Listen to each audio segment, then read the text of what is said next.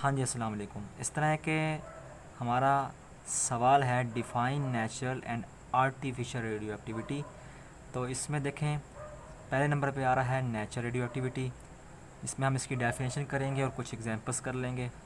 तो कहता है द स्पॉन्टेनियस डीकम्पोजिशन और break down of unstable atoms.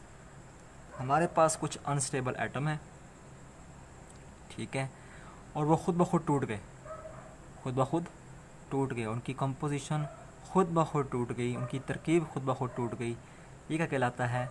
Natural radio activity कहलाती है ये टर्म। जैसा कि उसने एग्जांपल दी है यूरेनियम की, जिसका एटॉमिक नंबर 92 है, मास नंबर 238 है। जब ये टूटा खुद ब खुद तो थोरियम में कन्वर्ट हो गया, जो कि एक वीक रेडियो एक्टिव एलिमेंट है, ठीक है, जिसका एटॉमिक नंबर 90 है और मास नंबर क्या है? 234 है। साथ ही उसने हीलियम के पार्टिकल रिलीज़ कर दिए, जिसका मास नंबर जो है 4 है और एटॉमिक नंबर क्या है इसका?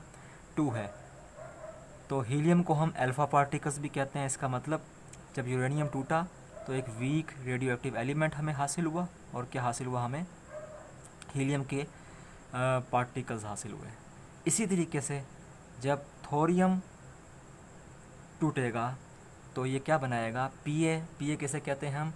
प्रोटेक्टीनियम को हम जो है रेडियो एक्टिव एलिमेंट, ये भी एक किस्म का रेडियो एक्टिव एलिमेंट है। तो पीए क्या है? प्रोटेक्टीनियम, ठीक है, जिसका मास नंबर 234 है, एटॉमिक नंबर क्या है? 91 है, और साथ ही देखें इलेक्ट्रॉन रिलीज़ हो जाएंगे। तो नेचुरल रेडियो एक्टिविटी में आपने क्या पढ़ा कि एक अनस्टेबल एटम होगा, ठीक है, और वो जब खुद ब खुद टूट जाएगा उसे हम क्या कहेंगे? नेचुरल रेडियो एक्टिविटी कहेंगे। उसकी एग्जांपल उसने हमें दे दी, यूरेनियम टूटा तो उसने हमें थोरियम दिया, अल्फ़ा पार्टिकल्स दिए। थोरियम टूटा उसने हमें दिया प्रोटेटिनियम और अल्फ़ा पार्टिकल्स।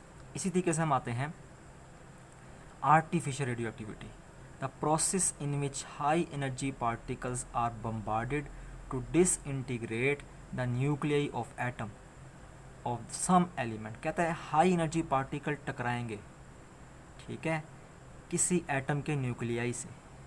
न्यूक्लियाई मतलब उसके किसी न्यूक्लियस से टकराएंगे।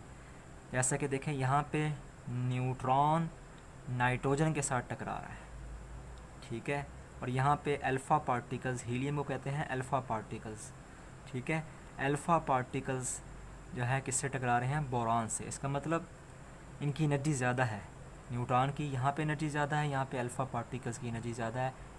जब न्यूट्रॉन नाइट्रोजन के साथ टकराया उसने हमें क्या दिया? कार्बन का आइसोटोप दे दिया, और जो है प्रोटियम दे दिया उसने हमें, हाइड्रोजन का आइसोटोप दे दिया उसने हमें, ठीक है।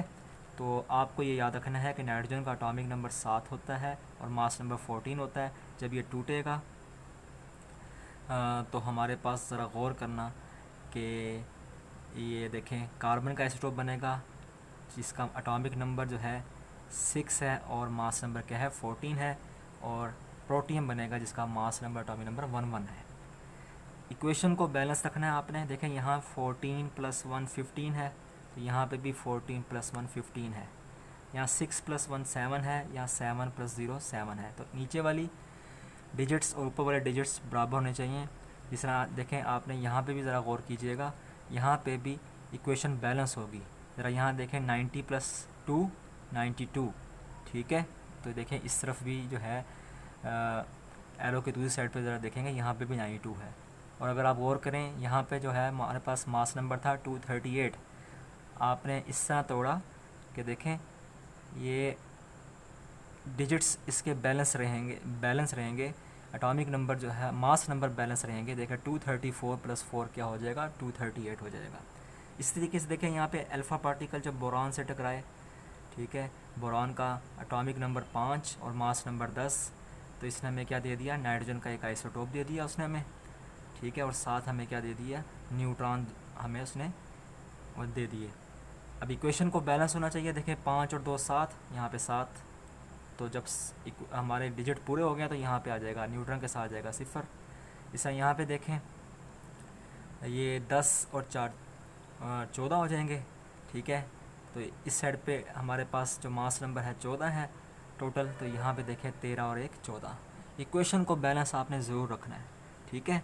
तो आर्टिफिशियल रेडियो एक्टिविटी की डेफिनेशन क्या है कि हाई एनर्जी पार्टिकल्स टकराएंगे, हाई एनर्जी पार्टिकल्स टकराएंगे किसी भी एलिमेंट के न्यूक्लियस के साथ, ठीक है। हाई एनर्जी पार्टिकल वो न्यूट्रॉन भी हो सकता है, वो अल्फ़ा पार्टिकल्स भी हो सकते हैं। वो किसके साथ टकराएंगे?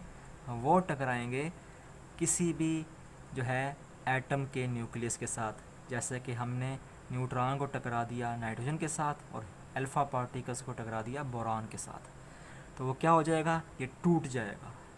जैसा नाइट्रोजन टूटा उसने कार्बन और हाइड्रोजन दे दिया, बोरान टूटा उसने हमें क्या दे दिया? नाइट्रोजन और न्यूट्रॉन्स दे दिए, ठीक है। तो जस्ट डेफिनेशन याद करनी है और आपने इसकी एग्जांपल्स तैयार कर लेनी है।